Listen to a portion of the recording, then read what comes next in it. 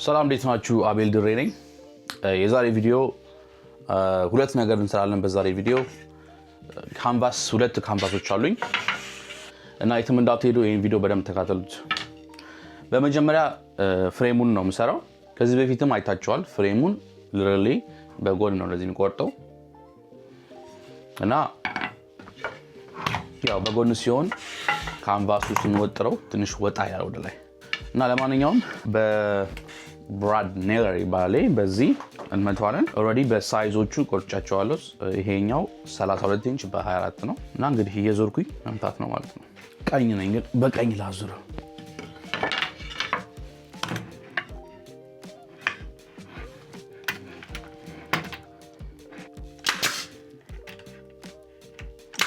ሶስት ጊዜ ከመታን ይበቃል። ፈጠን ብለን እንመታዋለን።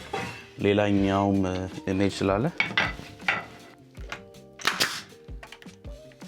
እንደዚሁ ደግሞ ሁለተኛውን ፍሬም ሰራዋለሁ። ይሄ አንደኛው ነው።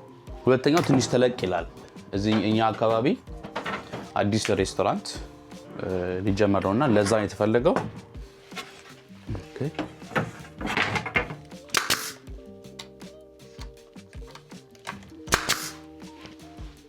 ኦኬ አንድ ሳይድ ነው የቀረኝ። እሱን ሳይድ በዛ ጋር መተዋለሁ። It's already huge.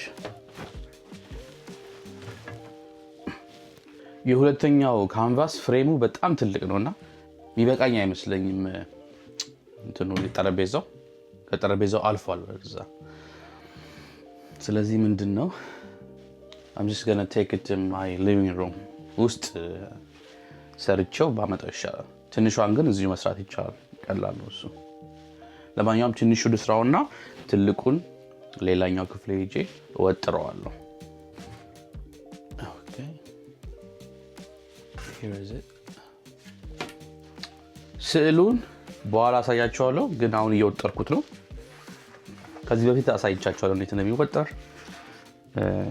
የኔ ፕሪንት ሳረግ ኦልሬዲ ማርክ እንዲኖረው ተጠቅሜያለሁ ማለት ነው።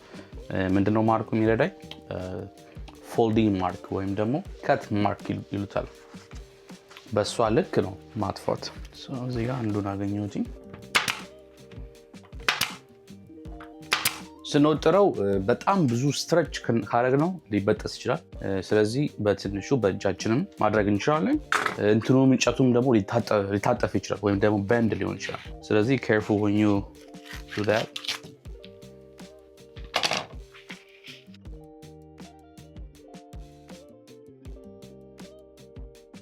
ኦኬ አንደኛውን ካንቫስ ጨርሼዋለሁ።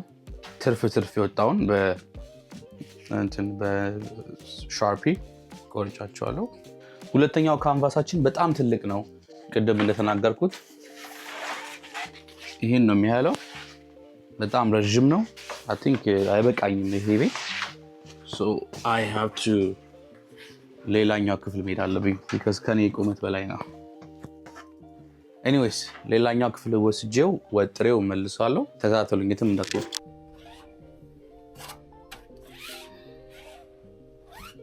ፍሬሞቹን ሰርቼ ጨርሻለሁ። ካንቫሱንም ወጥሬዋለሁ። ቅድም ስቀባው የነበረው ቫርኒሽ ነው።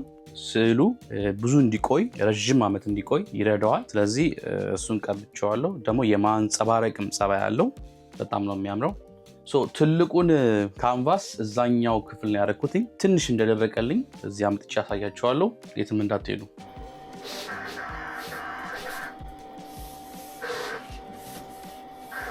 የዛሬ ቪዲዮ ይሄን ይመስል ነበር። ሰብስክራይብ፣ ላይክ እና ኮሜንት ማድረግ እንዳትረሱ። በጣም ነው የማመሰግነው። ቴንክ ዩ